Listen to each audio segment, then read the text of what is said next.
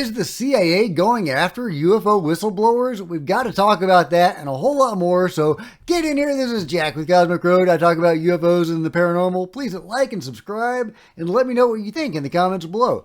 Okay, yeah, Matt Ford from the Good Trouble Show, great show, I always check it out when I get a chance, is saying that the OGI, the Office of the CIA that performs UFO crash retrievals and reverse engineering, among other things likely, are also retaliating against UFO whistleblowers. They do this under cover of unofficial programs and personnel so that it can't be traced back to them. But that is what Matt Ford says is going on. Furthermore, he says that Mike Turner in Congress is trying to prevent people from finding out about this. So that is dire news. I guess that shouldn't be a huge surprise that Mike Turner would be covering that up. But it is news to me that the CIA is openly, actively retaliating against whistleblowers. Again, it shouldn't be a surprise, but it is very alarming. I want to know the nature of that retaliation. Is it physical? Is it, what other ways are they retaliating? David Grush talked about bureaucratic terrorism. As far as I know, there weren't any physical assaults, although I did hear his house was broken into. Well, we need more information about this. This sounds dire. This sounds important. So if you see anything further on this story before I do, let me know. Meanwhile, on News Nation, Danny Sheehan says not all is lost with the compromised version of the Schumer Rounds Amendment. Marty, there are two levels of the transparency. One of the levels is the revelation of the information that the government and its aerospace contractors hold relating to the UFO phenomenon and the UAP phenomenon have to be disclosed basically to Congress. That's one of the most important constitutional provisions of this new law. Have access to it. Those who have adequate security clearances. This is the first time this has ever been done in the government. The second level of disclosure is the disclosure of information to the public. Basically, what this does is it gives authority to the president to release any information that he or she chooses to the public. And it takes it out of the hands, basically the exclusive hands of the various agencies like the CIA and the Defense Department, etc. So there you go. There are some hopeful things, and he goes on, and I'll link to the full interview, and you can watch it at your leisure. But not all is lost. Some information may come out. Now, what will they share with us? Well, we'll talk about that. Jared Moskowitz, Representative Jared Moskowitz, says, why do they need to keep sightings classified? If they don't exist, why classify, right? So something exists. Why can't we tell the American people? Indeed. Well, unfortunately, it's not looking great. Here are the reasons why they can exempt stuff, and this is from Christian Morales, so thank you, Christian. He says, the reasons why they can withhold stuff, they can exempt from disclosure in their entirety under Exemption 5. In accordance with Executive Order 13-526 and the UAP Security Classification Guide, the release of this information will harm national security, as it may provide adversaries valuable information regarding Department of Defense, Navy operations, vulnerabilities, and/or capabilities. So, yeah, basically, they can withhold whatever they want under the national security umbrella. Here is an hilarious example of... Here's an example of the sorts of things that they can redact and, what they might redact, right? Some of it is understandable, right? At this time, the object was at location X, redacted. The location is inside of X, which requires specific permission and coordination to enter. At this time, the object was blank, redacted, away from the redacted. The redacted location, okay, see, I can understand all of those redactions, right? Specific locations, capabilities, etc. But then we get to the object was redacted in color. they won't tell us what color it is. How can that possibly be national security? Is it camo or something? Is it, mimicking a military vehicle? Maybe it is a secret program vehicle. Who knows? Maybe that's the reason why they're redacting it. They won't even tell us what shape it is.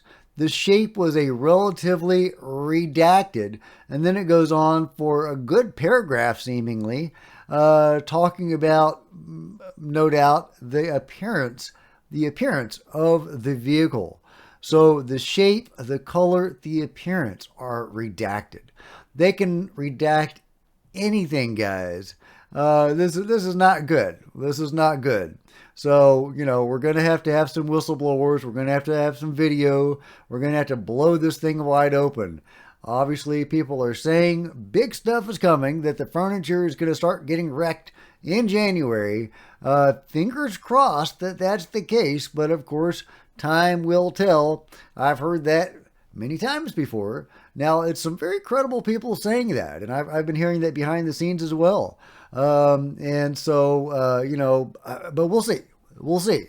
Again, big if true, fingers crossed. In other news, the story that won't die. I know many of you are sick of missing flight MH370, and I feel you. But obviously, this is an important story. Many lives were likely lost in this terrible incident. But if they weren't lost, then those people need to be found. The families of those missing or deceased people need answers. And, recently there was a debunking done, but again, things get murky. So here's from Ashton Forbes, our leading researcher on the MH370 case. He says, I'm not entirely sure what's going on, but it stinks. The person who found the images admitted they had an axe to grind with me for dunking on their favorite YouTuber, the Corridor Crew. One of the only questions I asked Jonas was if he knew them, which he admitted he has followed the Corridor Crew for 15 years, but claims he hadn't seen their videos about me. I have asked that Jonas DeRoe delete his YouTube video after refusing the 10K bounty, which was contingent upon him signing an affidavit stating he wasn't lying or making anything up. I will follow up in the morning. And Ashton did follow up. He says, we have checked the oldest archives and torrents, and as of now, the images in question that supposedly have clouds matching the MH370 satellite video cannot be found. Analysis has been done on the images in question, and they show concerning discrepancies.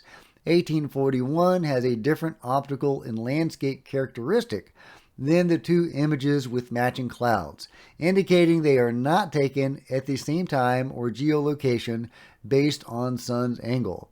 The shadow on Mount Fuji is on the southwest side in Jonas's picture, indicating afternoon sun compared to a morning image seen below for comparison. Okay. I'm trying to go back to it. There we go. There's the comparisons. Okay, there's Mount Fuji. All right, pretty mountain. Let's see. Irrespective of his flight time, the images do not show time progression the way EXIF data shows, with 1842-43 clearly standing out as coming from a different geolocation or time. All 5 images on textures X, X, and X, that gives the numbers, are updated on the exact same day, December 4th, 2023, potentially overriding previous images in this account. This analysis implies a scenario where someone reverse searched the clouds, found a good set of images on textures.com, and mapped it to a potentially abandoned account. Downloaded the whole textures cloud set in question, added these MH370 images after modifications and manipulating EXIF data, uploaded back to textures.com and around December 4th, 2023, and found a guy to claim these images as his own. Furthermore, we've proven the plane could not have crashed into the South Indian Ocean due to the body of the evidence. We've proven there was a U.S. spy satellite in the location where the coordinates indicate in the video, staring down at the time when the plane supposedly turned into the SIO. We've proven the U.S. government knows more about what happened to this plane than they've told the public. We've proven they're scanning the entire globe with satellites and would have seen the debris field the next day. And that is true.